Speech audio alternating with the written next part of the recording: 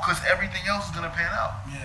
Your only risk is, am I paying too much for that fucking thing? Yeah, that's what I do. Yeah, everything else is gonna pan out. What you don't do is you don't have the headache, stress, worry, relying on people, right? Relying on people, their activities, their habits, their whereabouts, their mental stability, their coachability, their productiveness, their loyalty, their integrity, their replicating and duplicating you when you're not present and amongst those who you do business with. That's true. So it's not, it's hard. You know what I'm saying? You know what happens too, though? Not saying what you do is easy. No. I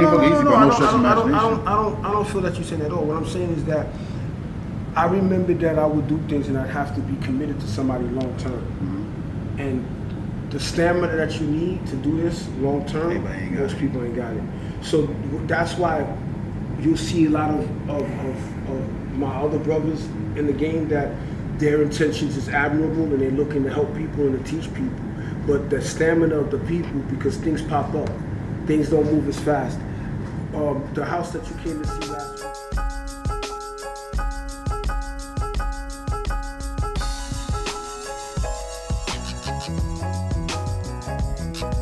What's up, y'all? You already know. Lance Smith, real estate informant here. Very, very, very special guest in the building. My brother, friend of mine, real estate extraordinaire, one of the hardest working men in the game. Listen, I haven't seen anyone match. Nah, don't say that. You're unmatched. Your work ethic is unmatched. Nah, don't say that. And your skill set has been developed in such a short period of time. It's very impressive. It's captivating. It's innovating, and it's great for the culture. I'm still dropping this is still roses. This is still an intro. You can't even talk yet. This is still me doing my thing. I try, bro. If you don't know, I'm going to present to some and introduce to others. Nothing but the greatest, my man, Welby Accely, a.k.a. At My Best. 197. Everybody give me a round of applause, please. Thank you for being in the building, my man. Thank you. I appreciate it, you coming through. Appreciate it, man. To the Real Estate Informant Podcast. Thank you for the invite, man. Come on, we working. That's what we do. Absolutely. Where else you going to go when you a worker? We work. I appreciate it, man. You know, I try to stay humble as possible. So, you know, yeah, you do. Yeah. That's one of the most, you know what? That's one of the most attractive things about you. Like the fact that you're so humble, bro. No pause, no homo. Like I love the fact that you're so humble, and someone would never knew if they pulled back that curtain what's behind it. Someone would never guess and never. You know why? You're so graceful in what you do, and you're so humble about it. Nothing flashy, no Lambos, no Rarries. Oh, I got the no Rari. Bentleys. You you got the Rari? I got the Rari in the garage. I mean, oh, you do got the Rari? Yeah. Oh shit, we just never seen it. I mean, that hasn't been. See, that's even a new. Come on, son. I gotta step my. I've had it for a long time, but you know, I don't lead with that. That's what you don't lead with your successes. Yeah, you lead with the work, bro. Yeah, you lead with the work, and that's just that's amazing, man. And you actually do it. You out here every day doing it. If they don't listen, let's act like they don't know who you are. No, they don't. A lot of people don't. Like they don't. Listen. 40,000 knew who you were the last time I checked my social media. 40,000 organic, I'm sure. So I need you to tell us, the ones who don't know, the other 7 billion people in the world. Who's Welby? What's Welby about? Why is Lance talking so crazy about your work ethic? Where did the real estate start? Where's it from? Where did the passion come from? Because if you don't know when I say his work ethic and what he works at, it's the real estate game. Yeah. Where'd it come from? I mean, I don't know. It's been embedded in me since childhood, I would say. You know, it was embedded in me since childhood. I knew that from the time I was about 7 or 8 years old. I knew I was going to be in real estate. I didn't know how I was going to be in real estate. I didn't know why I was going to be in real estate, but I knew that I was going to be in real estate somehow or another. 7, 8 years old? Yeah. But you was running around collecting rent. How did you know at 7, 8 years old that you was going to be in real estate? What happened is that I promote the fact I'm Haitian American, first generation Haitian American, and I grew up in we started out in Brooklyn, in the projects in Brooklyn houses. we weren't the richest people, obviously, you know what I'm saying? And my godfather, who lived in Long Island, in Freeport, Long Island, and Freeport is still a decent area in Long Island, he used to come and visit, because I was my godfather, so he would come and visit me and my parents and my brothers and stuff like that. And my godfather was always well-dressed, nice car. So, you imagine you living in the projects and you having somebody coming up well-dressed, nice car, coming to the projects, coming to visit. And then he would also take me and my brothers, and my parents sometimes would visit him. So being in the projects and then going to the suburbs, it was like eye-opening that the other side of people could live like this, and especially somebody that looked like us. And in the environment that he lived in, he was the only African-American amongst... He had a yard. He had a white picket fence. Did he have a pool? Did he have a pool? He didn't have a pool, but let me tell you one thing that a lot of people can't... You don't realize how subtle things in your life influences you out throughout your entire life. And one of the things that intrigued me and my brothers was the fact that my parents bought us bikes in the projects, and we could only ride our bikes in the cul-de-sac. We couldn't ride anywhere else, and my parents were very overprotective and stuff. The cul-de-sac in the projects? In the projects.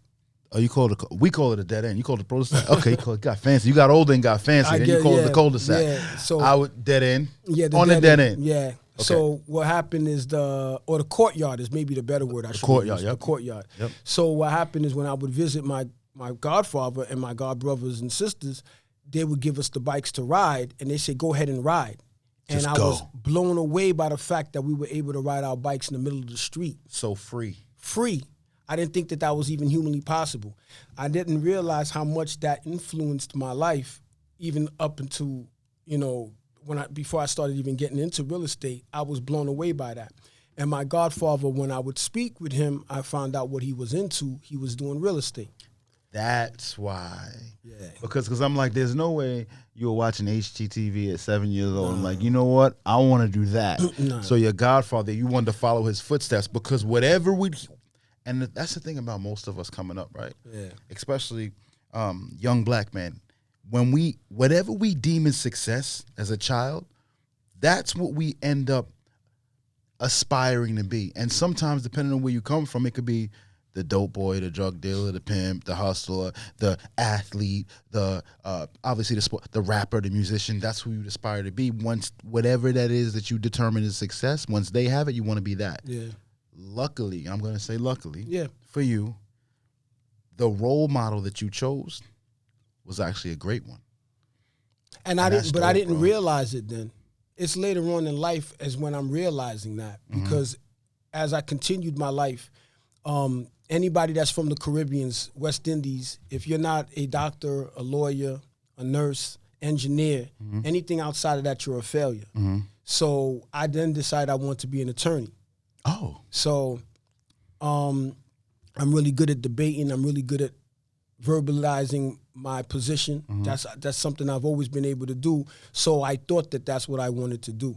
So even though the influence of my godfather was there, I decided to go through the normal channels of what West Indians do. And I picked to be an attorney. So I went through the motion of, my life thinking that that's what I was going to do.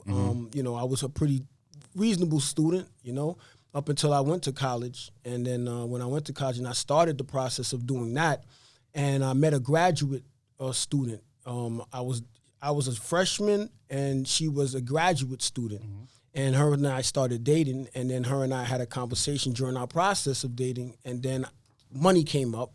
And what I thought the lifestyle, what was happening and things like that should have been occurring because she was in graduate school, she was broke. Right. And then I realized this ain't for me. Right.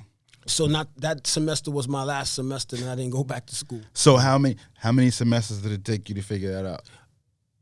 I'm gonna say 3 semesters. So a year and a half of college, I realized it wasn't for me. Not that college wasn't for me, because I know that that's the new thing today. The new millennial generation thinks that you're corny if you go into school or you trying to get an education or a job. That's not what I'm saying. Okay. What I'm saying is that I realized that becoming an attorney wasn't for me. Got it. So that's why I bailed on that. Okay. But I didn't know what I was gonna do, because I didn't real estate wasn't in my my view at the time. That wasn't even a conversation at the time. What type of attorney do you think you would have wanted to be, though? I wanted to do criminal. Criminal. Is That's what I wanted to do. Okay. Yeah, I wanted to do criminal. And part of the reason why I wanted to do criminal, I very rarely talk about this. Is actually my first time ever talking about it. One of my elder brothers was in prison.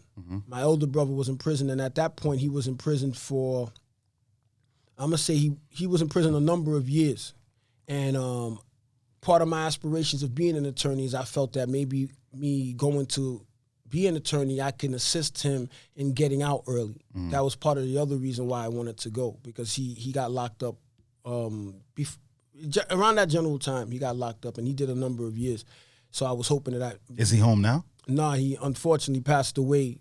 The day he was being released in prison, he passed. Yeah, he passed away. Yeah. Sorry to hear that. Yeah. Damn. Yeah, after all these years, it's still emotional for me and my brothers and stuff. But he passed away the day of he was coming. Well, he was released, so unfortunately.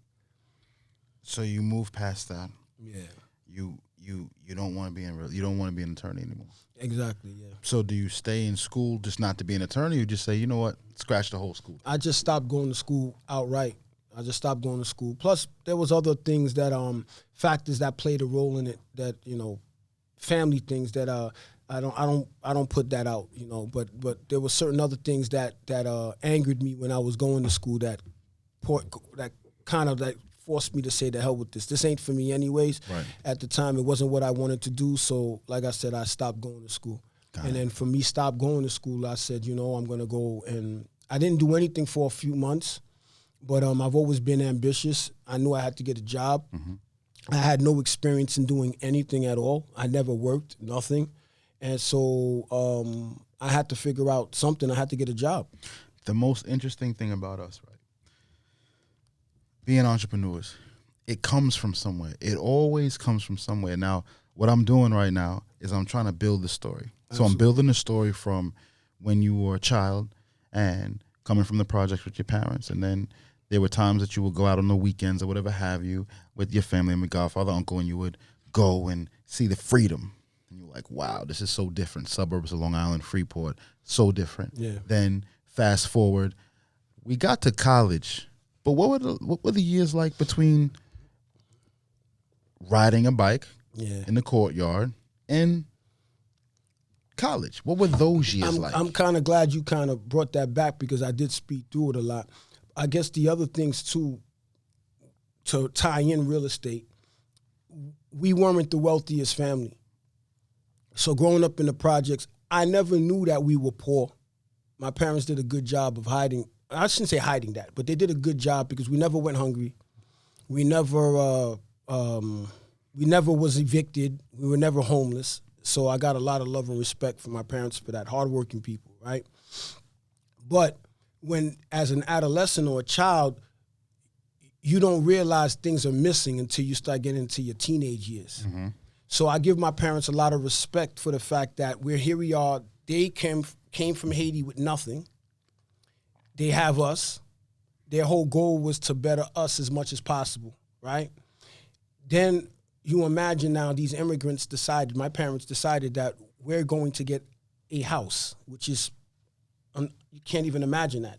How dare these people say they're going to buy a house? And my parents decided that they're going to move us to Queens. So now, at this time, in the 80s, from Brooklyn to Queens is damn near the suburbs. We're getting closer. We're getting closer. We can taste it. And my parents bust their ass. And you said South Jamaica? I'm sorry? You said South Jamaica? You mentioned Queens. Hollis, Queens. Hollis. But cool. You're going to love this story, because people going to get blown away by this story. Uh-oh. Whose block were you on? Yeah, I'm going to tell you. Whose house was we in? That's what you want to find out, but I'm going to tell you now. What ends up happening, one day, like I said, we're in the projects, and then one day my mother slips up and tells us that we're getting a house. And then we had to get dressed to go meet the people at the house, because they wanted to meet the family that was buying their house. And be on your best behavior. Yeah. So we if you mess this up. Yeah, and everything with Caribbeans, once again, is that I'll whoop you. Hard bottom shoes, hard bottom shoes, and some slacks and whatever. And church clothes. Yeah, church clothes. So we went in there. Went into the house on Hollis, Queens. So that's when everybody asked me, where does the 197 come from? Mm-hmm. That's where it comes from, 197, because that's the block I was on off of Hollis, Queens. Got it. Excuse me. Anyways, so what ends up happening, we walked into the house. We meet the lady. She walks us through the house and everything, and the woman is showing us the property. We were like excited because, wow, we were about to get a house and stuff like that. All of a sudden, the lady says, and my parents was telling us before we went there that they have a famous son that sings. Mm-hmm. And, you know, all kids think your parents are square. What you talking about? Parents, they sing. So we thinking Sings. R&B. Not even that. You're thinking old people music. Yeah. So we in there, we walking through. We're not even thinking about whoever this person that supposedly sings. Then all of a sudden, the mother says, "Oh my God, my son is here. I want to introduce you guys to my son, so that I want to introduce because he just came back from tour." So we still thinking whatever, walking around. All of a sudden. Did he have a leather bucket on? Adidas with the stripes? You feel me? Tracksuit? You feel me? So Rope chain? You feel me? Nah, Hollis? You feel me? Nah, Kango? Real talk, man. So man, go they ahead. called me. They said the mother says, Daryl, come downstairs. So we still don't know who the hell this person is. So we just lollygagging, and we see this tall guy coming down the stairs with the gazelles on. Wow. And who is it? DMC. From Run DMC. Wow. So my parents were buying DMC's house from Run DMC, and we didn't know who the hell they were talking about up until that point. Did your parents know when they saw him? They didn't know. They just know the person is singing. So even till this day, my parents know DMC or Run DMC, but they didn't understand the magnitude. This is when they were at the top of the top of the top. Did you get it at that time? Immediately when we saw, we were starstruck. We're looking at DMC. Right. And how old are you at this time? Oh man, we bought the property at 12. Right. 12 or 13. Oh yeah, you know. Yeah. Oh, you know. So we knew. You trying to get Polaroid pictures. You trying to tell your Listen, friends. we Your were friends are telling rapping- you lying. we were You spitting rapping- balls. We were rapping Right. DMC's music and Run DMC and LL Cool J and all those other guys, because that area was what all the big stars were rap. We were rapping them when we were in the projects. So now before- you're giving it right back to him. Yo, listen, bro, it was amazing, man. It was mind blowing. He took us upstairs, took us to his room. His still bedroom set was still in there, everything like that. We couldn't believe it. So, anyways, we ended up buying the property, and then the entire neighborhood knew that we bought the property, and then they all thought that we were all family or Connected related to family. them. Oh, they ingratiated yourself. When Yeah. they were gone, they Yeah. were like, "Oh no, that's For the DMC's long- family. for That's his years, cousins." for Like, yo, when years. your cousin, that's Yeah. that's your cousin. And then would you deny it? No. Listen, people. Would used you to deny ring, it? I used to have people come ring the doorbell asking for that DMC, You'd be like, nah, he and ain't I would here. walk them outside, put my arm around, like, yo, listen, when he come back, it was real stuff, man. You know, You was hustling back then. Yeah, Listen, when he yeah. come back, I have him call you. Yeah, Give that's me a fact. That's a Wow. fact. So a lot of people don't know that. So anybody even now, I'm sure when people hear this, when they hear DMC, everybody knows that. Right. Everybody that's still there knows that. So that's my parents' house. That's still my parents' house till this day. Right now. Till this day, that's my amazing, parents' house. bro. Yeah, That's yeah. amazing. That's history. That's It hip is. hop history Yeah, too. it's amazing. Hip hop real estate history. Yeah.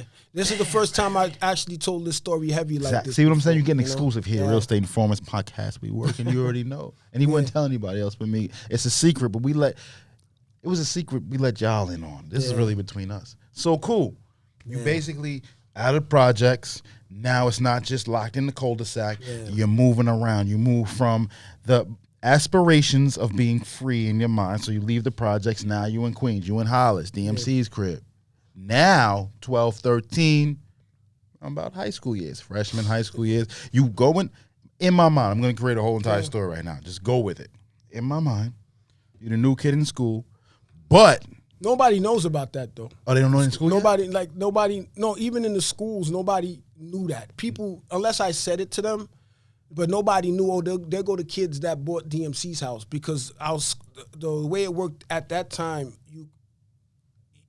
it's not like everybody in the neighborhood went to the same school together. We didn't all collectively go to the same school, so not everybody knew. But they didn't make a thing out of it? I would have found a way to make myself When I famous. brought it up, Right. it was brought up, and and people were intrigued by it, but Right. it wasn't. It didn't assist us in Okay. becoming Sorry. So in my mind, you was like famous superstar kids lived in DMC. Okay, great. You're regular. You go to school. Regular go to school. Your grades ain't right. You getting your ass whipped in the house. Would that happen? Oh, 100%. Because that was my house. Your grades ain't right. You get your ass whipped. 100%. Not only were you not getting the sneakers and the clothes that you wanted, you're getting your ass whipped at the same time. How about this? When you mentioned the sneakers and the clothes, that we didn't. It was non-negotiable. You wasn't getting that anyway. Well, going to the direction I see where you taking us, we weren't rich growing up. Like I said, my parents, we never went hungry. We've never been in fear of being evicted or being homeless, but we didn't have the extras. I didn't have brand name sneakers growing up. I didn't have brand name clothes growing up. We didn't have that. So those things were what drove me, right? Growing up, literally, we would get a haircut. School starts September, the beginning of September. We would get a haircut. September, school start, and see you next year. We wouldn't get another haircut till the next year. So hold on. Wait a minute. You gotta relax. Yeah. For 1 second. Well, let me tell you something. You would get a haircut. Can I tell you something? What I'm telling you now. You had cornrows? Never. No. Braids? I had Afro? naps. I had naps. So this is okay. I get it. Naps. I get it. Now I get it. Yeah. Because I get I know. Like now I'm a little bit further. We digging deeper. Let's keep it about. That made it rough. Yeah, in school. It did because the kid. Listen, yeah. you had to. First of all, one or two things happened. Because they was definitely pushing your buttons. They was definitely the kids. Kids are mean. They are. Kids are mean as hell. They are. So at that point, the fact that you own a house and maybe they don't even understand. Yeah. Like how much leverage that weighs as far as life is concerned. Yeah. But the fact that if you telling me you went from September to September without getting a haircut, you telling me you wasn't keeping up with the Joneses, you telling me Adidas shell tops wasn't in play for you, no Diodoras, no Alessis, no, it wasn't in play, no track suits, I didn't get any brand name, no anything. bucket, right? So at the end of the day, so now, what was, and this is 12, 13. This is like late middle school, junior high school, going to high school, and in high school, So give me some more. But once again, like I said, we didn't get the extras. So imagine now, and listen, this is not a knock on, because I appreciate it. Let me make it clear. This is not a sob story. I don't want anybody misunderstanding, and I don't want anybody thinking that I'm saying that anything against my parents not doing anymore. I appreciate what my parents did, and I'm happy what they did. What they did for us. But in the process of that, we would get a pair, let's say we got our sneakers, we wouldn't get name brand, and those sneakers started at the beginning of September, and those were our sneakers to go to school, sneakers to be in the gym, sneakers to work around the house, sneakers to go to the store, one pair, and that was it. And by the time before the year would end, it would be rubbed down to the point where you have holes in your shoes, right? That was, so mind you, don't forget now, it was 5 of us. My older brother was out the door by that point, but it was five boys in total. I'm a twin. I have a twin brother. My two older brothers, and my one younger brother.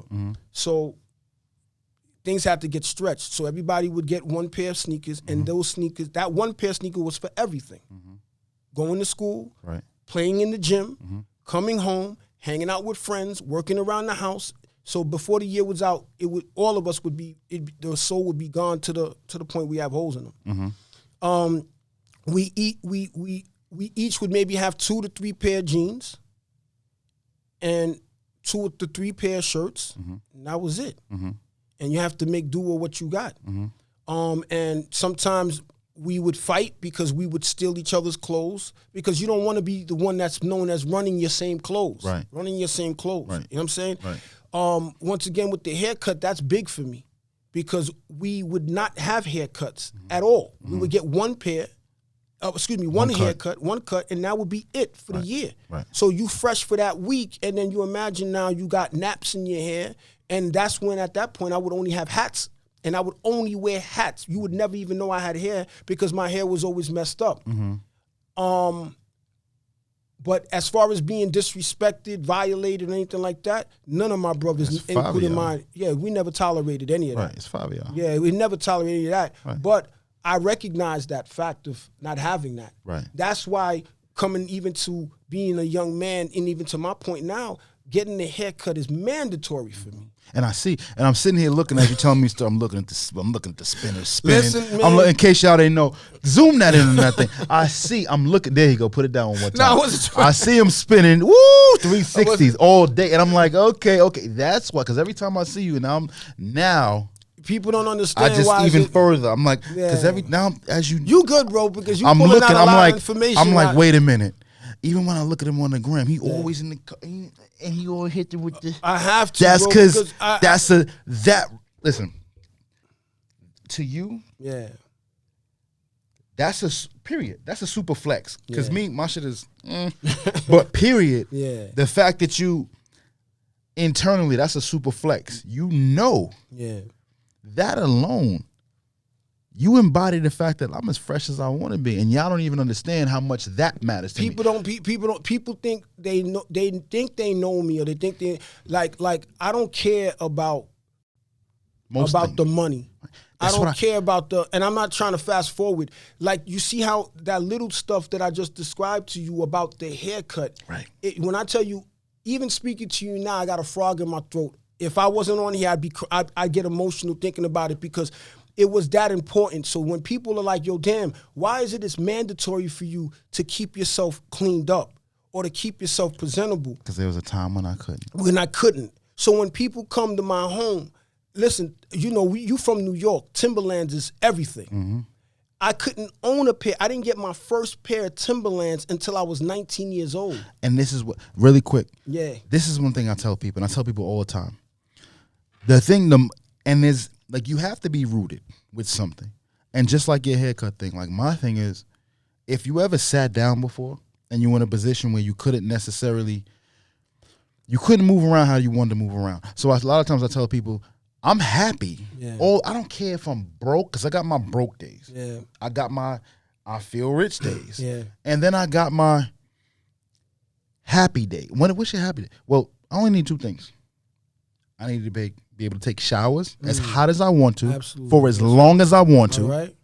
And I want to be able to pick and choose what I eat that day. If I could do those 2 things, I'll figure everything else out. Happy. And they're like, what are you talking about? You don't understand. Yeah. Because once those things get taken from you, you respect them so much more, and that you there's value in those things. So I understand completely. The haircut thing, the shoes, the outfit, it's just, and like you said, the frog in your throat. Yeah. I understand completely, brother. Yeah. And that's a hell of a statement. And the humbleness, which is how we started, because you're so humble.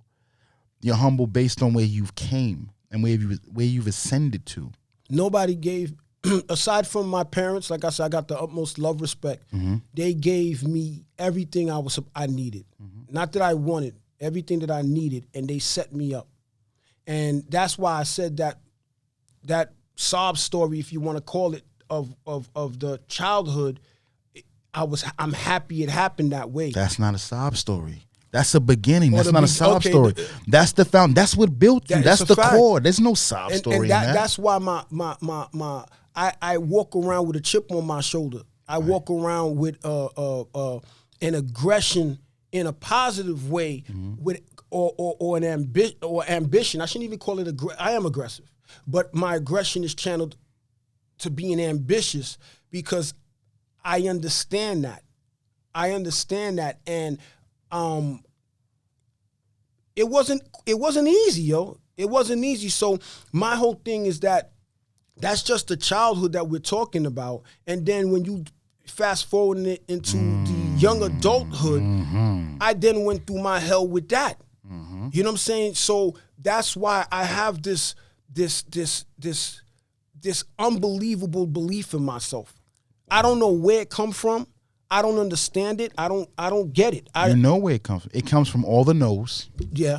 It calls every no Yeah. that you ever got. Yeah. Every piece of rejection that you ever got. Everything that you couldn't have. Every prayer that you didn't feel like was answered quick enough or fast enough. Yeah.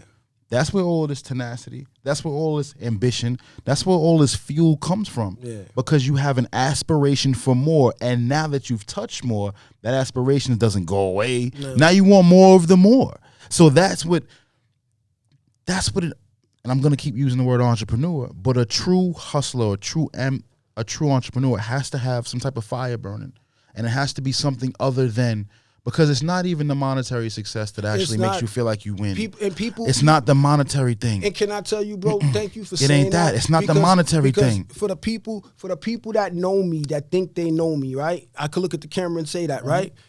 People have a misunderstanding about me, thinking that, first off, most people wouldn't know about my successes. Most people don't even know about the monies that I have, right? A lot of the people. Can I hold something, by the way? I just want to know if I can hold something. Whatever you need, bro. AD, you heard he got something on camera. I need to hold something. Go ahead. Whatever you need. But I mean that too, seriously. But what I'm saying is that if it wasn't for the Instagram world, most people had the understanding of me being cheap and being broke. A lot of people felt that they know me like that because it goes back to what you started with. There's a time to play and show out, and there's a time to get to work. So most of the time when somebody is seeing me, whoever they may be, you and I don't rock like that. Not you, but in general, you and I don't rock like that. So most of the time when you seeing me, you see me, I'm about when it's time for me to relax or let my hair down, if that metaphor could work in this scenario, then you see the show out, you see the whip, or you see the jewels, or money's not an object tonight, or whatever it is. But that's the results of the work that was done in advance. You know what I'm saying? There's a time and a place for that. You know what I'm saying? But I just have this unbelievable belief in myself that whatever it is that I want, or the things that I want to achieve or whatever, I can do it. It might not be easy, but I can do it, and that's your success. That's it. That's your success. People think that, going back to what I was trying to say, people now who are knowing me because of Instagram and because of them seeing me posting up $200,000 net profit checks and things of that nature, that they're now seeing me, they're seeing the end result of the work that was done. So then now they maybe want to categorize me as something else, or they think that the hard work, the waking up early, the sleeping late, is because of the money. I love the money. Don't get it twisted. I love the money, but I love more what the money does for me. The freedom. I love not walking around with my back against the wall. So the people that are, even now, that's watching us now, that live with their back against the wall, the single mothers, the brothers that are doing the best that they can for their kids that maybe not living with them, or the parents, the husband and wife that are together just trying to make ends meet, and they constantly living with their back against the wall. I lived like that. There's not a single person on this planet, for the most part, I don't think, that can't relate. And then I said, I don't want to fucking live like this. Right. I don't like this feeling. And now, being that you've been there, done that, made you what you've made out of that, developed the skill set that you developed. Now the beautiful thing about it is, like, now it's the give back. Now you're introducing what you've learned to everybody, to other people. I know that if they so choose. Yes, I know that we jumped a whole lot of the process of everything, but yes, getting it to this point, I always said, speaking specifically about real estate. Yes. I've been robbed so many times in this business. Okay, hold on. We got to back up now. We went from inception, embryonic stage, birth, through adolescence, going into adulthood now. Tell me about it. Young adult. So I'm going to say about the age of 20, I got my first job, my first employment at the age of 20. Because remember, like I told you, I stopped going to college. So I had to do something. So a friend of mine, he just got a job being a security guard, and they were looking for security guards. So he said, hey, you would like to be a security guard? And I'm like, okay. So I went for movie theater security guard? What kind of security It was in a complex, originally in a complex in Fresh Meadow, Queens. Got it. I went to the school and did whatever I had to do for that. And then I got a job doing bike patrol. I'm doing bike patrol. Right. And so you didn't even get a car? No, I didn't afford a car yet, man. I was no, they didn't give you a car? Like, here you... I didn't even have a driver's license at that time either. So yeah, I didn't even have a driver's license. So even if they wanted to, I wouldn't be able to drive anyway. So you on bike patrol? I was on bike patrol. Top flight security of the world, Craig. I die for it. You know what's funny about that is that I was doing the bike patrol, and I've been slim all my life. So you imagine at my age now how much slimmer I was then. So you imagine my ass is doing bike patrol, and I'm riding through the parking lot doing bike patrol, and I never forget this brother, man. He was a big brother. Right. And I just happened to stop, and he gets out the car with his wife, taps his wife, and just starts laughing. At you because it says security on your back? It says security. I had the security guard helmet and everything like that. And then he was like, brother, man, I'm glad that you got a job. But, man, like, what was I going to do, man? Right. What kind of security was I? But right. That was my first job, was doing security. And I did that for a few months, and then I had an opportunity to work security in a nursing home. So from doing bike patrol in a housing complex, What age was this? I was still 20 years old at the time. I was still 20 years old. Can you get to the good stuff? So we went through your childhood. Yeah. We went through young, moved to Long Island. Yeah. We went through high school. Now you're 20. We went through pre-college. Between college and becoming the real estate mogul that you are now. No, I'm not a real estate mogul, man. There has to be a story outside of the childhood story. There has to be. I know I got mine. I tell mine all the time. Yeah. I tell my story. Yeah. Statute of limitations no longer effect. What's the story, Welby? Listen. Don't come on here acting like it's no story. What is the story? When you was a security guard, you caught somebody stealing something they wasn't supposed to steal, and you shot them in the leg. What happened? Oh no! I wasn't that. I wasn't carrying nothing or anything like that. I wasn't doing anything like that. I was a security guard, okay.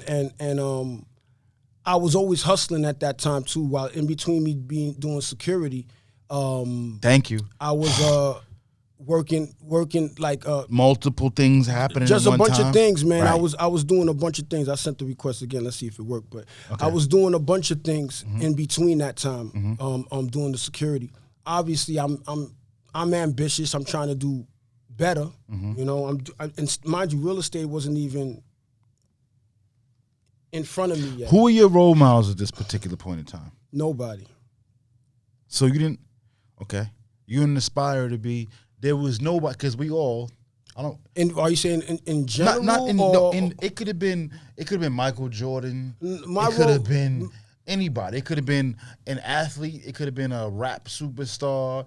It could have been a football player. It could have been, because most of us come up, we haven't, like, our idols or whatever the case may be. Musicians and famous people. None. I never had a role model. I never had anybody. During that period of time, I was heavy into music. Like, I was rapping at the time myself. Okay. So to add to that about the rapping, I won't say I had a low self-esteem. Well, I started rapping in high school. I won't say I had a low self-esteem, but I wasn't confident. I didn't know how to look a man in his eye properly. I didn't know how to maybe even approach a woman properly because I didn't know how to speak, right? When I started rapping, rapping changed my life because when you rapping, and I was an aggressive rapper. I was an aggressive battle rapper, if you want to even say at that time. So when you doing that, you have to stare somebody in the face. You have to look at them and show them you're not playing. So then that fell into my personal life. So then that allowed me, when I'm speaking to somebody in general about whatever, I'm staring you dead in your face. So you understand me. If I was trying to approach a woman, the same thing. So as far as who did I have to look up to, I never had anybody to look up to. I never had a big homie. I never had any of that. Never. So between bike security police, and successful real estate mogul, which you are today. I'm gonna keep doing it. You could humble it. I'm gonna brag for you. Successful real estate mogul that you are today. Give me. I need that. I need it. Well, I need context. Well, okay. So here's what happened, so you understand. From me doing the security, here's the thing I want people to understand. Life is about being prepared. Even going to school is about preparation, right? Because that's why so many of us that go to school today, even with the degree, aren't even in the field that they went to school for. But the preparation that they got, the discipline that they got from going to school prepared them for that opportunity. So that's what happened with me when you talk about being a security guard. When I was a security guard, I always wanted better. I wanted more. So what happened is, the way you treat people in life, you never understand how it could come back to you. So when I was working in a nursing home, I had this older Caucasian woman approached me and was like, Welby, you're just such a nice young man. And she's like, you're going to do better than this as far as security. Now, she was working there, or she was an occupant? She was a resident? She was an administrator Okay, so she worked in there. Yeah. Got it. And she said to me, listen, do you got a resume?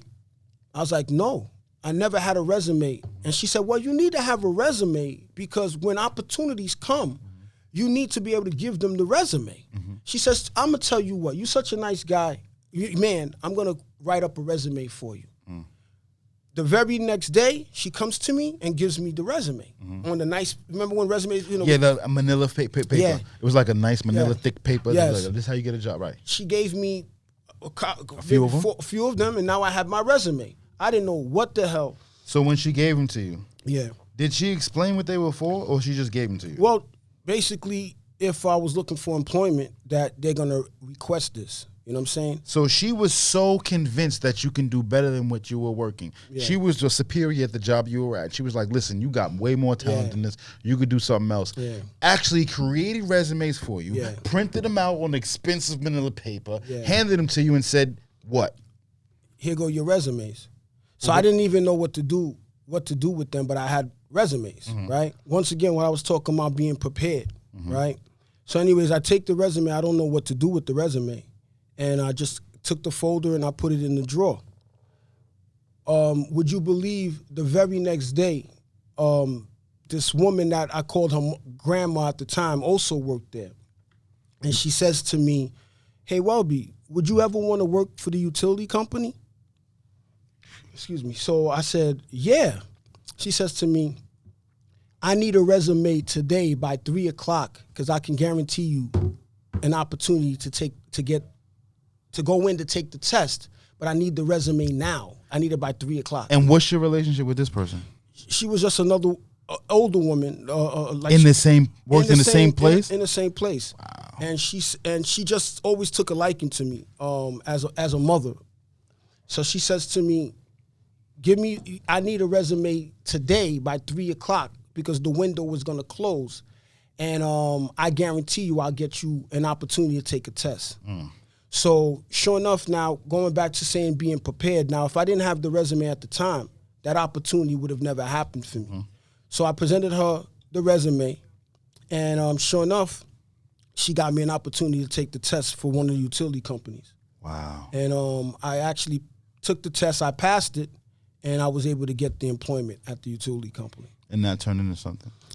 For how That long? was my foundation for me to be able to build up everything that I did today, that I have today. That was my foundation. When I got in there, I knew that when I get in there that I'm gonna be okay. So that wasn't. So your first job Official security. Job, correct. Your second job was nursing home. No, this was all part of the security. That was the nursing home. Was Security. Yeah, so that led to the resume being taken Yeah. to get you into the security to utility company, Yeah. which then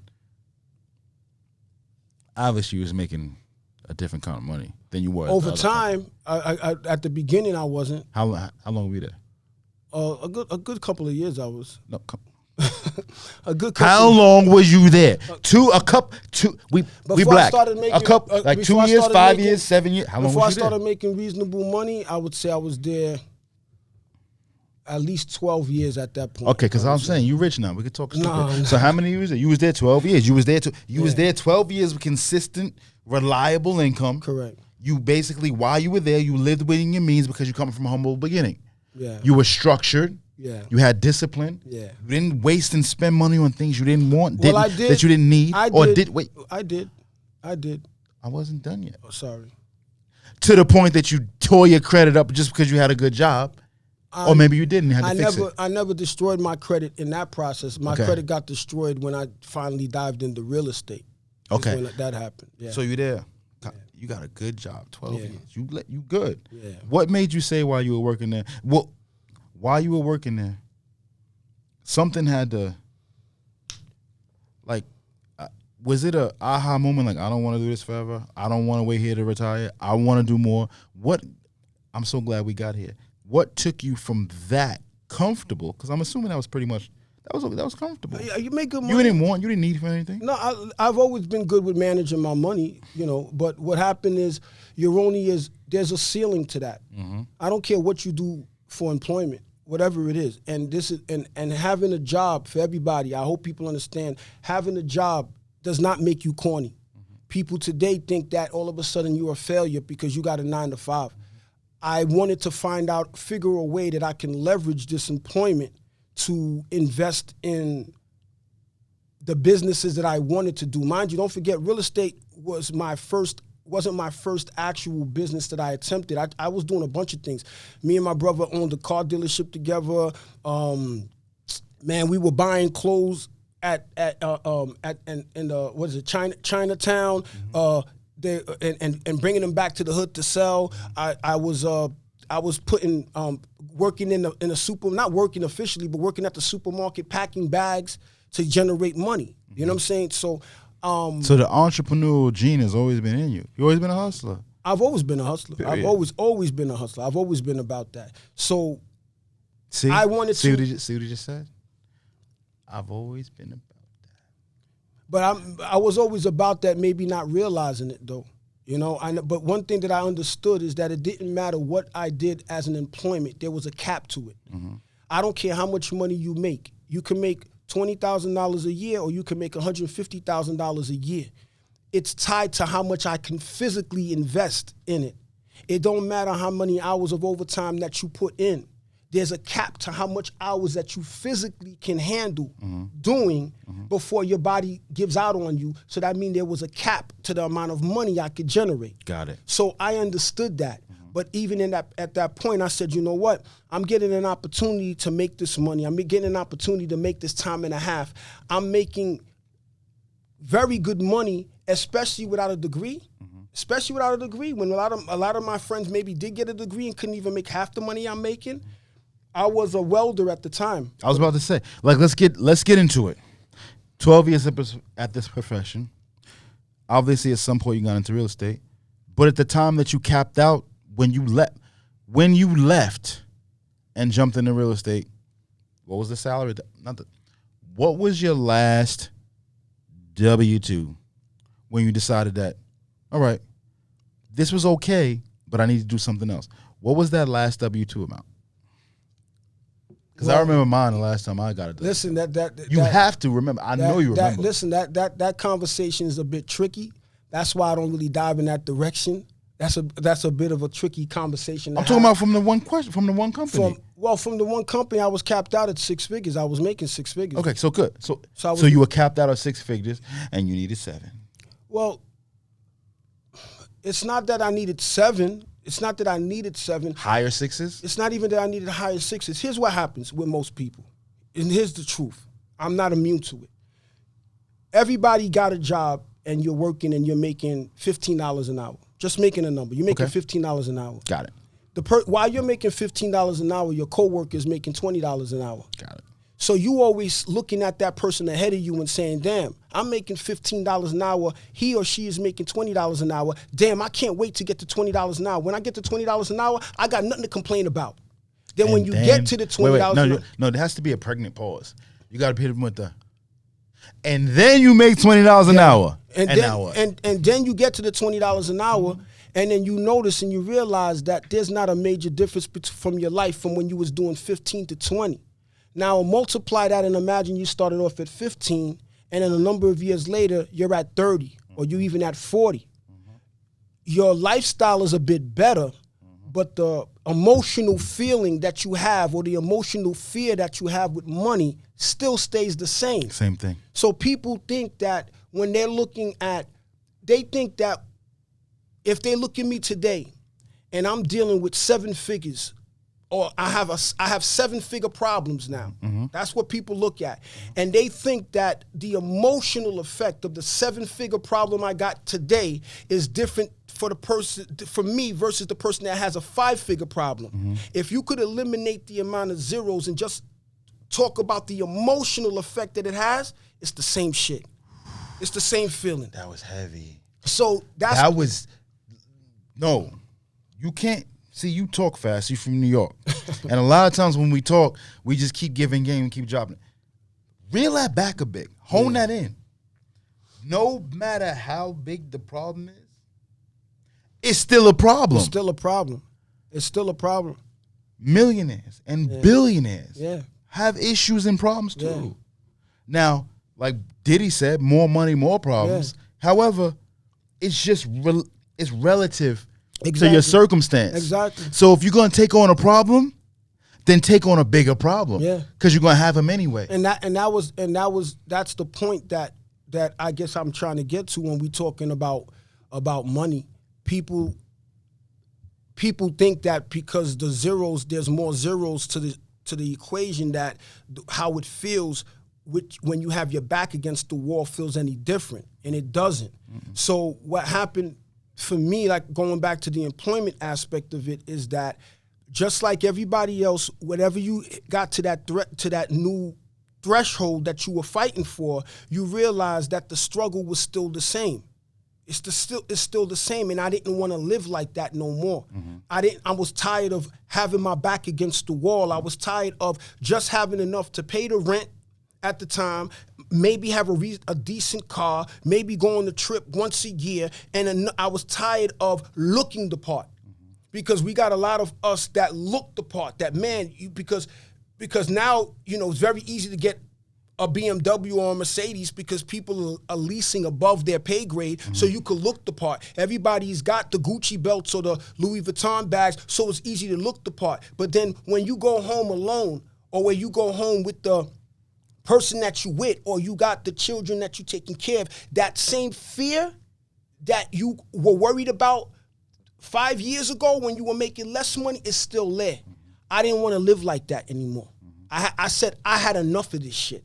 So that's what drove me to say I want to do something else, not the job. I tell everybody I'm thankful for the opportunity that it gave me, and I tell everybody take your employment and leverage your employment instead of complaining about your employment. Right? Stop. You said right. That's another pregnant pause. Take your employment. That's a jewel. Take your employment and leverage your employment as opposed to complaining about it, because that could be the ladder or the step stool to your actual freedom. See, the foundation, when it becomes, as far as real estate is concerned, you got to get your first property. The easiest way to get your first property is have your ducks in a row when it comes to employment. Your first investor. Your first investor is your job. Your first investor in the business that you want to open is your job. So how is it that now you knocking your job, you talking shit about your job, and that's the first investor for your job? Your job is going to invest in your business before your family, your friends. Right. You understand what I'm saying? It's not, you just blew. Okay, got it. Pause. Okay, I get it now. I get your logic. Your job will be the first investor. Don't look at it like you wasting time at your job. Look at it like the dollars from your job are investing in what it is that you really want to do. It's a fact. So if you look at it as the job is your business partner. It is. Because that's what it Because really it is. Your job is your business partner. Now, based on what you do with the money, what you gonna do? Your business partner invests in you, which is the company. What are you gonna do? Are you gonna leverage it in order to achieve more investment, or are you gonna take it and give it away because it's gonna come back tomorrow? Because your job will always invest in you as long as you invest in it. But we don't look at it that way. That's why when people laugh at me, I started working. My jobs would start at 7 o'clock. I was at work by 6 o'clock. When work ended at 3 o'clock, I would leave at 2:59. You understand what I'm saying? Because I had enough respect to understand what this is going to allow me. It's going to allow me to be able to do if I respect it. So that's how I looked at my job. Do you understand that you just dropped a whole break the internet jewel? I've never heard that interpreted the way you just said it. Your job invests in you before anyone else. Your family, your friends, your wife, your girlfriend, brother, sister, mother. If you have stable employment, that's what's investing in you. You're investing time in it, and the reciprocation is it's investing in you. Now, what are you going to do with that first partner that you created? You said it better than I could have. That's what you said. Yeah, but that's exactly what you said. Yeah. That's crazy. Yeah. And we don't even think of it that way. Yeah. And I bet you, the way you just articulated that and the way you just spit that, you're going to have people that are watching us and watching this and understanding and relating to what you just said right there. Yeah. And you're going to change their mindset that fast. Man. I don't even think you realize that. We just said some broke the internet shit. I'm just telling you right now. So, okay. So now you job, got it. 6 figures, got it. At some point you said, I can't tell you what you said. What happened? Because you were investor in car dealership, clothes, hustling. I was just figuring it out, trying stuff. But what I was also doing at that age, at 25 years old, I was and younger, I was talking a lot of shit. What you mean? Because you had a good job? No. Okay. I was talking a lot of shit about what I was gonna do. Got it. Talking a whole lot of shit about, I spoke well. It sounded, because I just was talking a whole lot of shit, and I wanted to do real estate. And for years, I was talking shit about real estate. I was reading the books. I was watching the YouTubes. I was trying to go to the different events and everything like that. And then I would come back if I learned a different acronym. For example, ARV or something like that. I would come back and run back to and stun on everybody with it. And stunning everybody. And then one day, I had this guy, an older co-worker of mine, was listening to me speaking that shit. And then from a distance, I heard him say, "Man, shut the fuck up." Really? Because you were doing it too much. I was doing it too much. Antagonizing him. And he embarrassed me, but not embarrassed me like in a bully way. He embarrassed me. And then when I walked up to him, I said, "Yo, damn." His name is Roger Paul. I love the guy till this day. 2 first names. Roger Paul. And he says to me, young blood, but he's talking, with the West Indian accent. And he says to me, "Listen, man, you talk too much, man. You talk too much." And he says that you keep talking about you're going to do this, you're going to do that. You're talking and you're having a circle of people around you talking. He says that when you're going to shut the fuck up and actually do it. Wow. And that was the kick in the ass that I needed at that time. And I don't even think he realizes that I needed it at that time. So sure enough, that was in October of 2004, somewhere around that time, 2004, I believe it was. And that was 2004. Okay. And by November of 2004, I bought my first piece of property. Wait, now, this is why you were at work. He's a guy at work? Correct, yeah. So tell me, how did that revenge feel? It wasn't revenge. No. It wasn't a revenge. It was it was great to have somebody that I also respected check me, because I needed to be checked at the time. Oh, so you were boasting? So you were boasting too much? I was talking. I talked a good game, and I wasn't doing shit. Oh, you was one of those people. Yeah, I was. Yeah. Oh. Yeah, it sounded good. It's like the people that we the know, ones that we deal with on a regular that we basis. speak to all the time. And Yeah. I'm gonna do this, girl. Yeah. Or I'm gonna do this, my man. Yeah, And then okay. you see him, and it's the same shit. I get And it. that was me. Got it. And I was also stuck with the analysis paralysis position. I was stuck there. So when he said that to me, it gave me the kick in my ass to finally take a leap. So when I did take the leap, I would honestly tell you that I did it. It exposed me to how much I didn't know. Because even with all the books I read and all of the acronyms that I would spew out my mouth and the things that I would say, it exposed me to the fact of that how much I didn't know, because that was my first piece of property and that was my first kick. Being kicked in the ass in real estate. So, how'd you get kicked in the ass? Because this was the peak of the subprime mortgage time. I bought the property with literally no money out of pocket. This was when they were doing funding of 106% financing. So I didn't put a penny out of pocket. So let's because some of these, like when I explain this to people, they're like, yeah, right. Let's back up and say, let's explain what that is. So let me give you this scenario and then you tell me how accurate or inaccurate I am. When you decided, because you were living somewhere at that point, you were living in an apartment or you were living in a house? No, I was living at home. Okay, you lived in a house.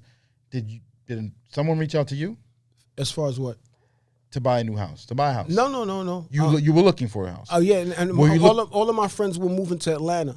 Okay, and they were buying houses, and you Correct. said, well, "Damn, can I buy a house?" Yeah, And then you went, you sat with a mortgage person or a real estate person. They said, "Yeah, you can buy a house." correct. And you said, "Okay, how does that process look?" They said, "Well, let me run your credit." Correct. They run your credit. They say, "Woo, Got okay, good you credit. good. You can buy a house." And you, in your mind, you're saying to yourself, "How much money do I have to put down?" Did you say that out loud? How much I got to put down? I didn't understand what I was doing, period. Okay, so they said, "Oh, your credit is good. You want let's get in the car. Let me show you some houses." And you went and you saw some houses, and you're like, "Which one you want?" You just have to sign. That's it. That's exactly. Now, and mind you, now I'm still living in New York when I bought my place in Atlanta. Oh, you bought one in Atlanta I like bought my everybody place else. like everybody else, and I bought a 4-family in Atlanta. What was the address? Anybody want to check it? Because if you do a Google map of the property, About to look you'll that still up. see my name on the property. 4624 Dahlia Drive, Dahlia Drive in Stone Mountain, Georgia. And you bought a full family in Stone 4-family. Mountain? Yeah. If you check it on Google Maps, so the people could go and check it. 4685? 4624 Dahlia Drive. If you check the Google Maps and you do the street view, you'll see my name is still on the board of the property in front of the property. It was called the Welby property. You'll see it when you Google, you do it. Check it out. You'll see it yourself. It's called the Welby. Let's see what you're talking about. Yeah. Nah, this is a beautiful. Nah, the Welbys? They never took that sign down? It's still up there, brother. Still up there, man. No cap, right? Nobody could say I'm capping, right? That's a nice. Yeah, man. Yeah. How much you got? How much was that? At the time, I paid $220,000 for it, but I paid too much for it. At that time, but it was But four families. It was a 4-family, but I didn't understand the process. I didn't understand acquisition. I didn't understand cash flow. I didn't understand operating cost. I didn't understand that. So I bought it like a lot of people doing, which a lot of people are doing today. And remember, I'm telling people this is a repeat of 2004 to 2010, 11. A lot of people trying to say that it's not because it's not driven by the subprime mortgage. But remember, like I said before, the emotional feeling of what's going to happen to the people that are going to lose is going to be the same thing over again. So when I bought it for too much money. I bought it off of emotion. I didn't understand the cost of acquisition to the cost of rehabbing to the cost of what it was going to be for me to what I could rent it for the neighborhood to how I was going to cash flow or not. So it needed work too? And it needed work. Okay. And it needed work. So I bought it, and then I had a mortgage company that took advantage of me because they were closing out deals. And if you don't want it, somebody else is going to do it. So I had them take advantage of me, charge me a ridiculous amount of interest, charge me a ridiculous amount of points. All of that, I didn't know. I just did it. My mortgage on that property at the time was $2,300. Then I had a realtor that convinced me, that lied to me. Wait, hold on. You had a $2,300 mortgage on a $200,000 property? Correct, because the interest rate was 20%? No. If I remember, it was 9% at the time. 10. For the first, because And it was a balloon. correct. No. And it was an arm. It was 228 fixed for 2 years. correct. It was an 80-20 loan. So one loan carried 80% for the and then I had a second loan. That was in double digit rate. Correct. That was I think it was 12 or 14%. So by the time you added the both of them, I was paying $2,300 a month. The realtor lied to me, and I didn't understand how to do my homework, and told me, "Oh, you can make these condos." You look at it now. There was no way I could have made those condos. Right. And then told me I can get at least $800-900 a month. Wow. So if you do it at $900 a month times 4, that's $3,600. Still doesn't work. Operating expenses, costs, rehab, Well, everything. if I would have, my mortgage would have been $2,300 interest only. By the time I would have paid the property manager and everything else, I should have, based off of what was represented to me, I should have made a few $100s. 2. No, if it You would would have have been made 2. You were interest only. correct. By the time you paid principal on that interest loan. No, it was only interest only on the loan. Right. But by the time you actually because it's going to recast. And once it's Correct. recast, you're going to have to pay Eventually, principal on it. yes. So by the time that happens, Yes. and you pay your property management Correct. fee, and you pay, Correct. with the taxes escrow? No, nobody escrow taxes back then. No. Escrow your taxes. That's right. You would have made $250 a month. Listen, at if best. if At your best. what she represent, At my best. correct. $220. If she represented to me what was truthful. Right. But now, imagine I buy the property needed work, I got introduced to a supposed contractor that can fix up the property, charge me X amount of money, and robbed me, and did shit work and pocketed the rest of the money. So the person who got you the house introduced you to Correct. the contractor? Correct. So they robbed me with that. So then now, because I'm from New York, I had some money, they were G'ing me because I'm out of state. That's the reason why I warn people. I don't tell people don't do out of state deals. I don't tell you that because I'm doing out of state deals even today. What I'm telling you is you got to treat your property like your firstborn child. That's how you got to look at it. You got to look at your property as your firstborn child. When your child is born, I don't know of anybody that when your firstborn child or your secondborn child is born, that immediately after you conceive that child, that you immediately give it to someone else to take care of. You want that time to nurture it and to raise it enough to at least where it can give you expression as a parent that you understand how the child feels about whatever is going on in at that time. You have to look at your property the same way.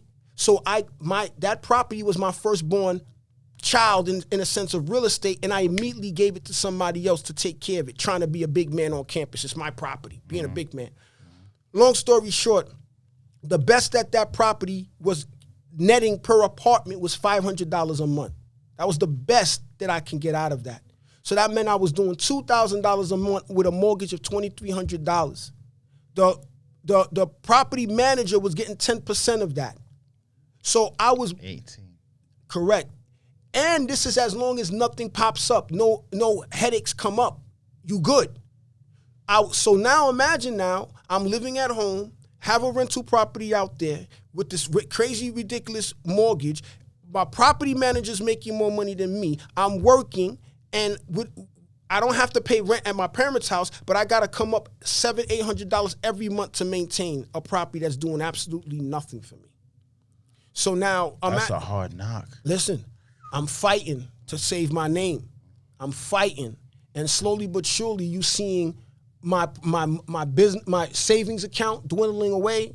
Start to seeing the stress is going more and more and more, trying to maintain this property. Can I get a Red Bull too? Let's go. Keep talking. The camera's on you. Yeah. So, I'm sorry. So you look at the camera? So you imagine now, all of these things you carrying on your own on your shoulder, and you stressed out, and you noticing that everything that you saved for, thank you, bro. Everything that you saved for, everything that you worked for is being wiped out. So by that point, this is gonna be. I started off in 2004, and I'm gonna say somewhere around 2008. I lost everything, financially, and I had to make a decision. Either I'm going to continue carrying. So how'd you lose the house though? You lost it like you foreclosure. gave it back? Oh, it got foreclosed. I got a foreclosure on there. So I have a foreclosure. So now you imagine now, here I am, somebody with pride. My credit is 700 and some change. I'm saving up all the money I saved up over the years of working. I lost it all in investing and trying to save this property. Not even a down payment, just maintaining it. So by 2000, don't hold my dates exactly because I can't remember 100% because I had so much happen in my life with this. But by 2008 or 9, I can't remember 100%, I had to make a decision because now at that point I already moved out my parents' house. You know, I'm renting now. I'm with a lady now. And then I had I consider them my stepkids. And I'm responsible for that household. And now I have to make a decision. Either you're gonna continue this until you don't have no more money and you can't do anything, or you're gonna have to let it go. That was one of the hardest decisions for me to make because I understood that my 700 credit score is about to get destroyed. My name is about to get in mud, and then I lost the property. So sure enough, I had to let it go. So I stopped paying the mortgage. I had a good 8 to 12 months where I was able to collect what I could, so I could recoup some money. And then that property I paid $220,000, and then I did refinance it during that period to $240,000. So finally, by the time the property foreclosed on, the same property I started out with at $220 to $240 was sold at auction for $60,000. Whoa, wait, hold on. You bought it for $220. At some point, you refied to $240, which it probably gave you $8,000 and paid for closing costs. Yeah, everything was rolled into that. So prior to losing it, saying the hell with it, tenants are still paying you. The ones that will pay you that didn't get served, because once they get served by the court, they don't want to pay anymore. That's right. They didn't get served, so they still paying you. Got a couple of dollars collecting for about a year. You're in Georgia. It doesn't take that long to foreclose down there, especially in those years. 2 years is a decent amount of time to try to rock it out. Banks calling you, harassing you. You're answering the phone or you're not answering the phone? Because when the payments are late, they're calling you crazy. Yeah, but we have cell phones heavy at the time, so when that started happening, you can block the numbers, so I wasn't getting the calls and stuff. Ducking the bank. Yeah. Tenants calling you, talking about I got these papers? Nah. Actually, 1 or 2 times they did call. They were calling the property manager, and we was just playing it off, whatever. Property manager still collecting a portion of the rent? Yeah.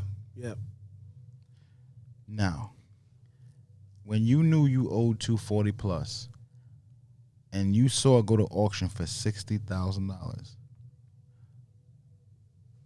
what was that mental situation like? It was gut wrenching, but then it was eye opening because I'm realizing that my entire approach in this business was wrong, and I'm not that I understood what to do, but I realized that my entire approach was wrong.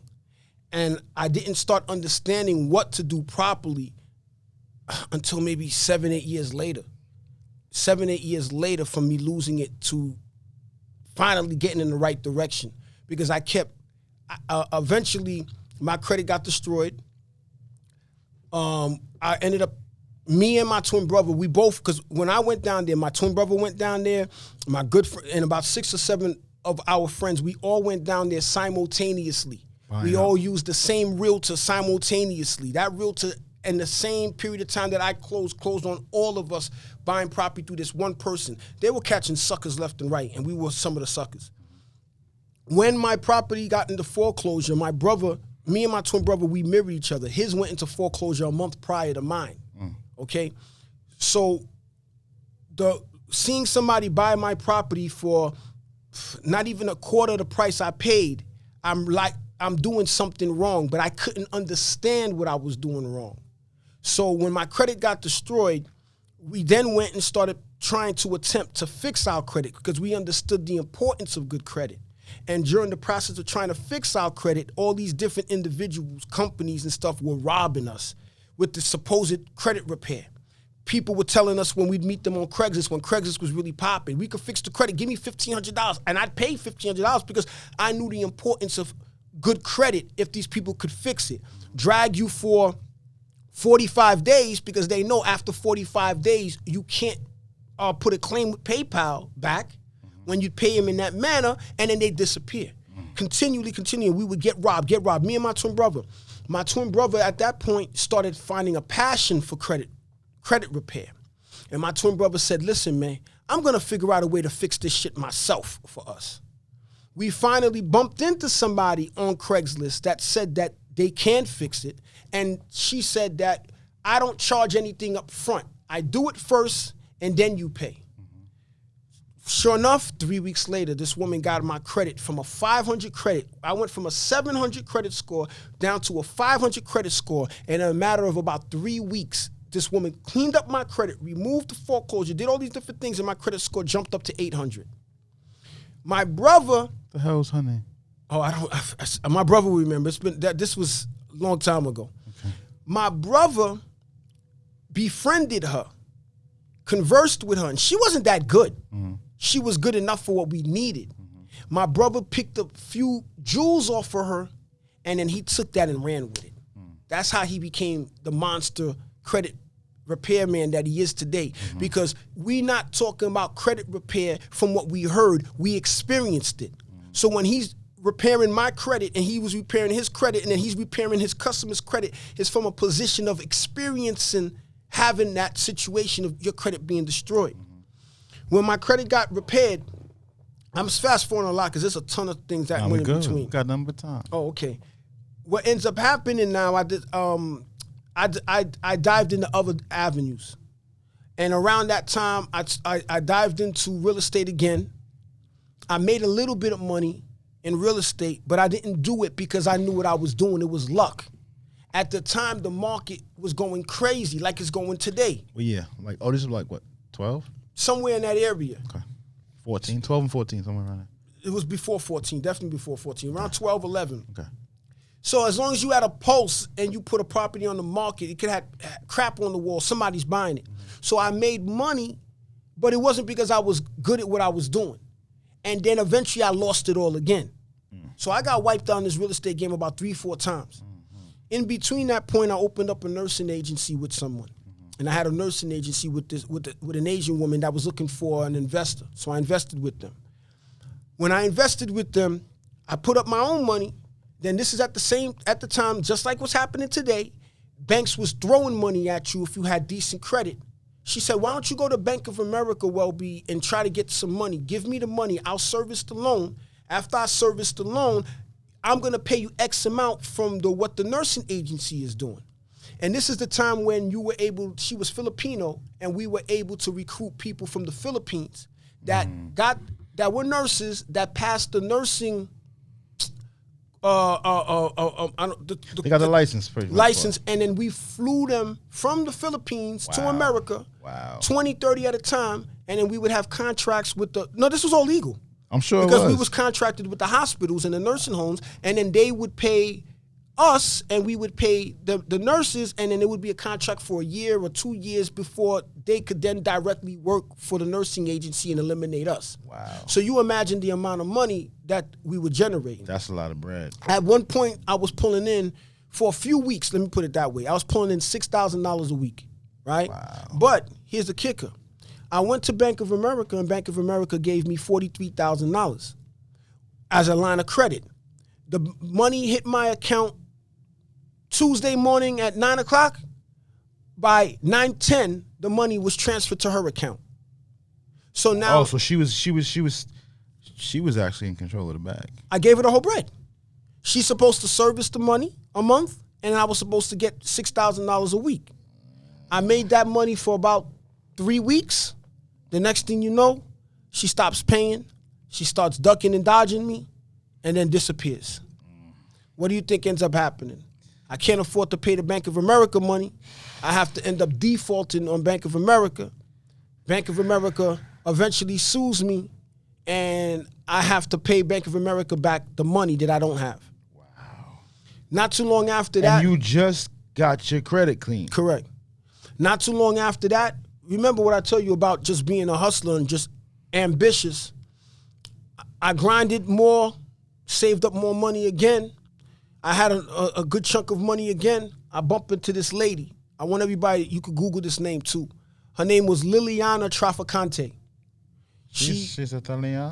Yeah. So she approaches me and she says to me that she understands that I invest in opportunities and stuff. And she was saying to me that she was looking for an angel investor because she had an ownership in a water park that was being built in Goshen, New York. She sold you a bridge. No, listen. She didn't sell me a bridge. The project was actually real. I met with the mayor of that town, upstate New York. I had all the documentation, the schematics of what was being done. Long story short, I ended up giving her a lot of money that I had saved up. I ended up supposedly owning 40% of the project. The project at the time for the first phase was at that time $243 million at the time. What? Long story short, to just fast forward that, one day I'm at home at my parents' home. No. Listen, No. Stop your shit. You do an investment with this lady named Tatiana, but she's Italian. Liliana. Tatiana, she's Italian. Yeah. Because I'm assuming it's not gonna go right, so I'm gonna call it Tatiana. So Tatiana, and you could Google it too, so y'all could check it out. Liliana Traficante, invest in a what? In a water park that was being built in Goshen, New York. Water park in Goshen? Goshen, New York. Upstate Goshen, right? Exactly. Goshen, I'm very familiar. Yeah. You give her the finances, give her the money to do it. The project ends up being a how many $1 million project? Well, the first phase was $243 million. The banks was already backing it up and everything. Okay, carry on. Long story short, because that's a long story, one day, because she's now BSing me around and other investors that I later found out was involved, she's BSing us around about our payout. And one day, I'm at my parents' house and the doorbell ring. And when the doorbell rings, I open up the door. And who's at the door? Two Caucasian men in black suits. And who they're asking for, they're looking for me. Uh-oh. So when I say it's who they were looking for, they flash badges in my face. And who they are, they FBI agents. And they need to have a conversation with me. So I invite them in and I'm terrified because I don't know what the hell they're here for. And they sit down and they start asking me questions, financial questions. And you could clearly see that these people somehow got to the bank. They had they had everything about you. And with the questions that they were asking me, they were asking about the tire shop that I owned at one time. They asked me about the nursing agency. They asked me about everything. And I realized what they were trying to do, they were looking to see if I was going to lie about something. So towards the tail end of the conversation, then they asked me, do you know a Miss Liliana Traficante? Hell yeah. And I said, yeah, I do. That's my partner. And then he says to me, because at that point I was waiting for a wire that was being blocked by Chase Bank.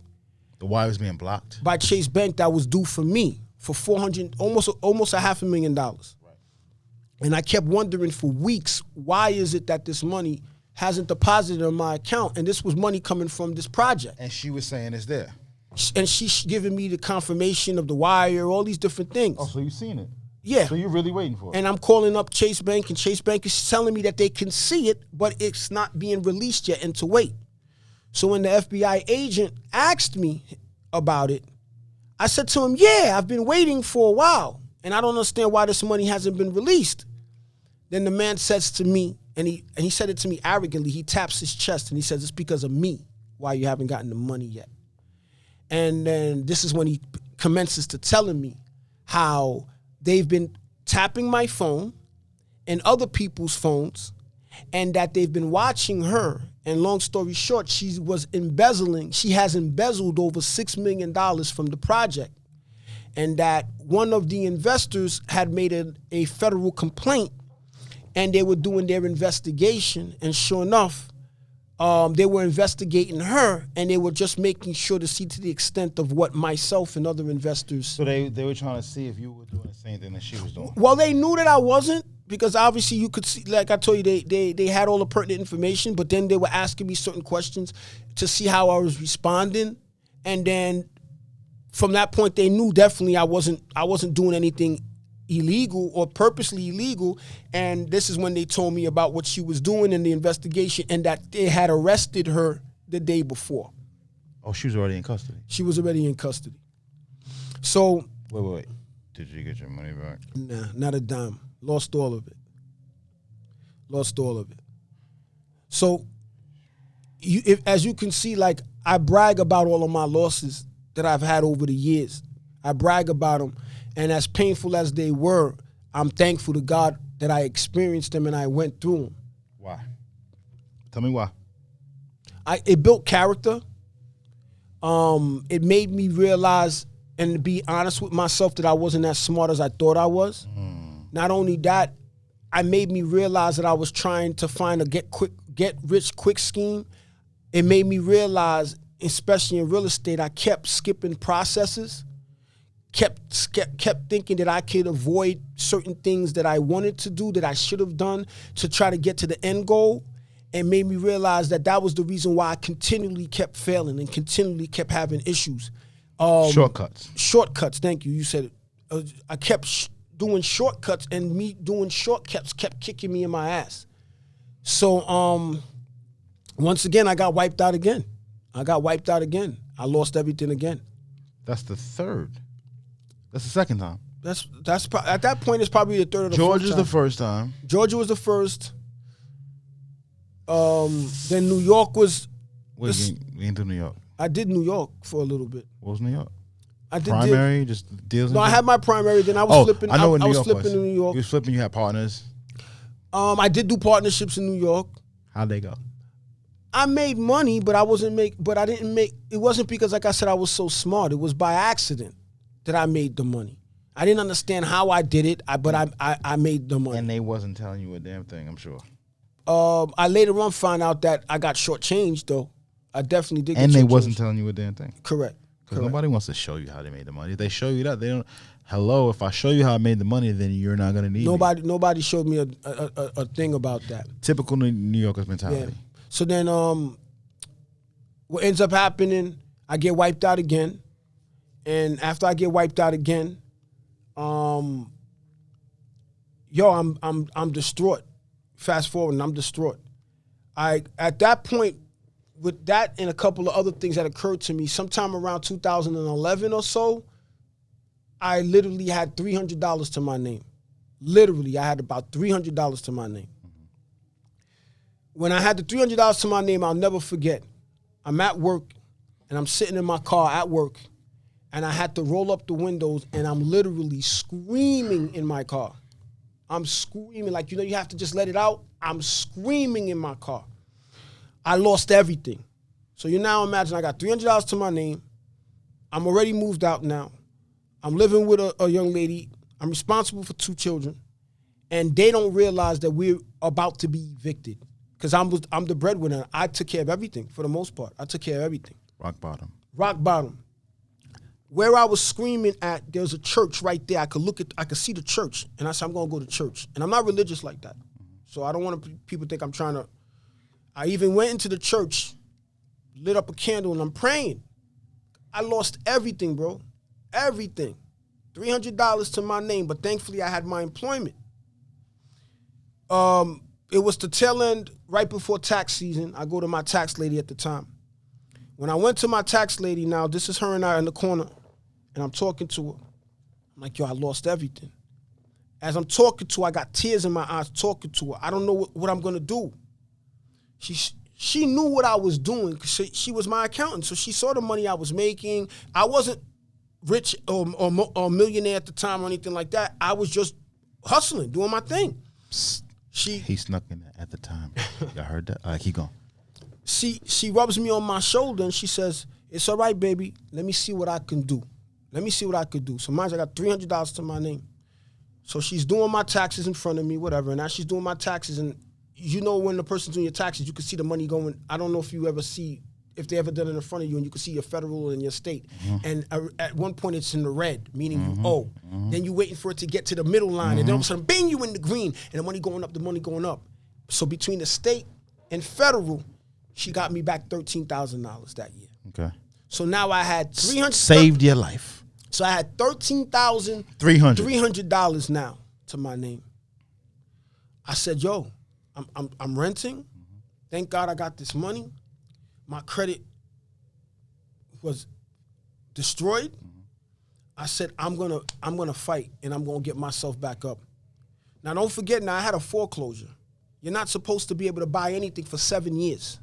So when the foreclosure occurred, sometime in 9 or 10, technically I'm not supposed to buy anything in real estate till 2017. So we're only talking 2-3 years ago. I should have been able to start doing real estate again. So my job was given a lot of overtime. I had an opportunity to work. I said, you know what? I'm gonna put my head down. I'm gonna grind. I ain't partying. I ain't going nowhere. I'm not gonna stunt in front to people. I'm gonna get down and put my head down and I'm gonna grind. I'm gonna get my money back up. So I have $13,000 and $300. I made enough money to cover the rent and to take care of my family in the manner that I was doing. And then I had an opportunity to work. So I was literally working 25, 30 hours a week overtime. I had my coworkers laughing at me. I had my coworkers talking behind my back. I never cut nobody's throat, ever cut anybody's throat. But my attitude was, if the opportunity's there, I'm taking it. So while everybody on a Friday night was lining themselves up to be out partying, I was working till 7, 8 o'clock. And then I would come in on a Saturday. My paycheck was double what my normal paycheck would be, was double at the time. So you imagine now I got $13,000 and I'm grinding. My mentality was, if I got $13,000 at the end of hypothetically 2011, that means by the end of 2012, I'm gonna get another $13,000, if not more, because I'm gonna bust my ass to make more money. And I'm gonna save. So that means I'm not spending this money. I'm not doing anything extra.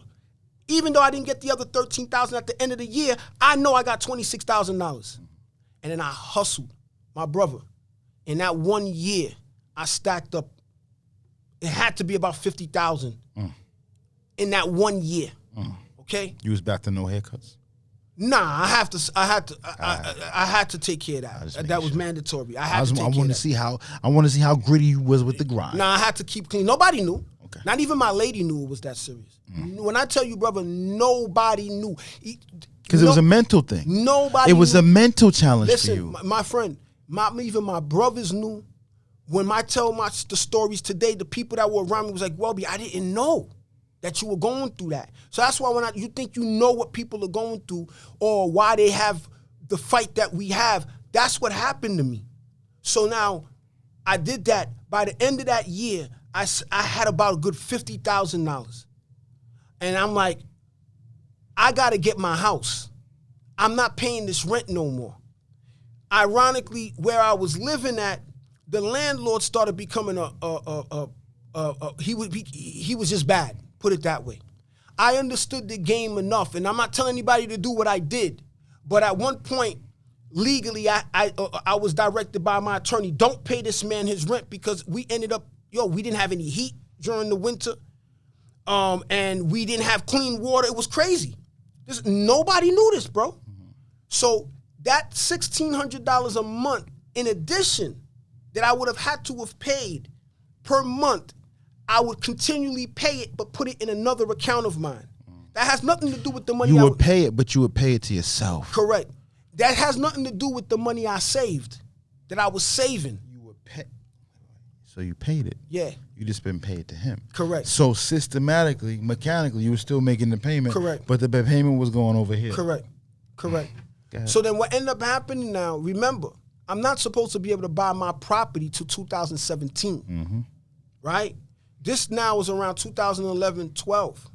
I started talking about I'm gonna buy my house. I never bought a house yet for myself. I'm gonna buy a house. I want my own. I already knew I had a plan that I'm gonna get me a house. I'm gonna get me at least a 2-car garage because I know I'm gonna get myself up, that I'm gonna have me multiple vehicles in my driveway, a place to park like I have today. I saw that I was gonna do that years before I even did it. So when I would tell people that this is what I'm about to do, my family, friends, people looked at me like I was crazy, that I was gonna do that. People would get mad at me because I wasn't around. People would get mad at me. I got my brother to fix my credit up again. Now, the money I had to make, because I wasn't by myself, but I was the breadwinner. I had to make enough money to reflect what a 2-income family would make by myself, which is why I was working the hours I was working. So on paper, when they seen, they're like, yo, damn, you making $140,000 a year? My base salary was only about $70,000 at the time. And I was consistently making for 2 years $130,000, $140,000. So when it was time now for me to present that I want to buy a house, my credit was clean, my shit was strong. Yeah. They say, yo, we can approve you for X amount. Right. That's called compensating factors. Thank you. So now, when I started to start shopping for a house, even my lady didn't think that it was possible for me to even do that. Sure enough, we started shopping, looking for a house. Finally, that dream of being an 8-year-old kid in the projects of Brooklyn, knowing that I wanted to be in the suburbs of Long Island, came true in 2013. But it wasn't supposed to happen because remember, I'm not supposed to buy nothing until 2017. Right. So when people are talking about roadblocks, you can't talk to me about roadblocks because I was not supposed to buy nothing till 2017. So private lender, financial institution, how to have regular bank. Really? Regular bank. Compensating factor. My credit got cleaned. I had the down payment money necessary. I only came with 5% at the time. And your work ethic was crazy, and your income. The income was there. Substantial, and you didn't have a ridiculous car payment. I didn't have nothing else. I had 0 credit cards. I had 0 car payments. Everything I had, I owned. That's a Ginny Mae loan. I stayed down. That fits right in a Ginny Mae pool. Yo, bro, I stayed down. Yeah. I didn't have no credit card balances, nothing. And guess what? I walked in, and it took me 10 months. I found the property as a short sale. Say that word again, son. I found the property as a short sale. Say that word one more time. Short sale. Okay, what year was this? That was in 13. And you didn't get it from me? I wish I did. Because I've been doing them since way before that. But go ahead. So I found a short sale. What's a short sale? When an owner of a property is in the process, is possibly going to default on the loan, they can't afford it.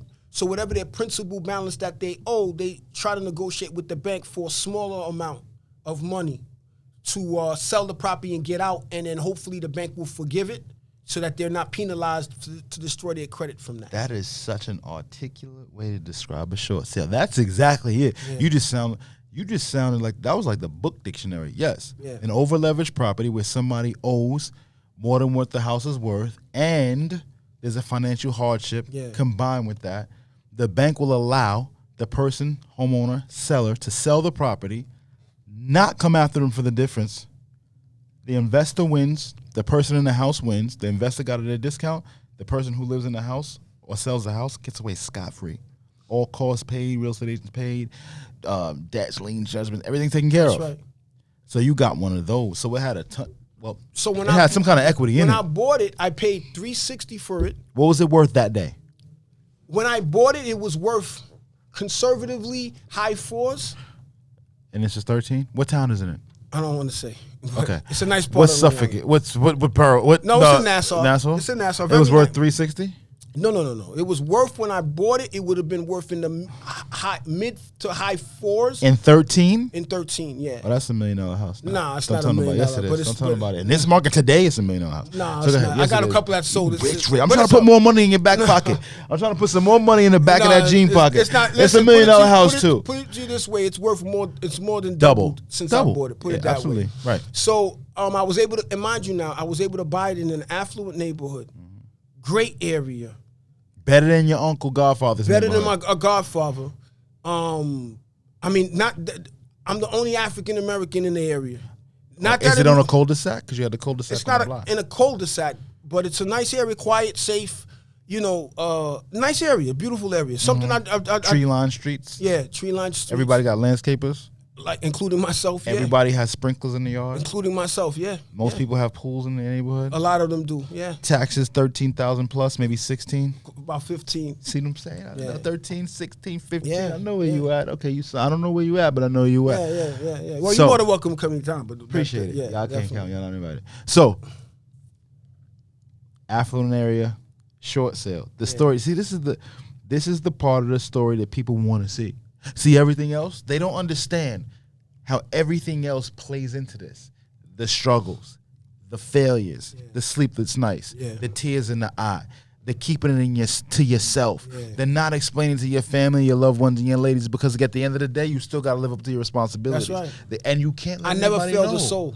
You can't. Yo, to this day, whoever's in my life or not, if you're gonna tell me that I failed you, you a damn liar. I ain't never failed a soul. I'm always there. On your back. You 100%. Put everything on your back. 100%. And that's why what we see now is what we all like, love, and appreciate. At my best. Because you functioned well at your lowest point, Yeah. at your midpoint, but consistently, no matter where you were, you functioned at your best. I tried, yeah. At the points of my life, I tried, definitely. Check this out, y'all. This is part one. Lance Smith, real estate informant, and my man at my best, 197. If you know nothing, if you've learned nothing else from this conversation, you might not have learned a damn thing. But I'll tell you one thing you should have learned. Adversity, resilience, being humble, staying down, being focused, belief. Like you said, you're not a ridiculously spiritual person. Yeah. But when all else fails, you have to believe in something other than yourself. And my brother, you have persevered every single challenge financially and from a business aspect that an entrepreneur could, which is why you were the cream of the crop. See, nothing was ever given to you.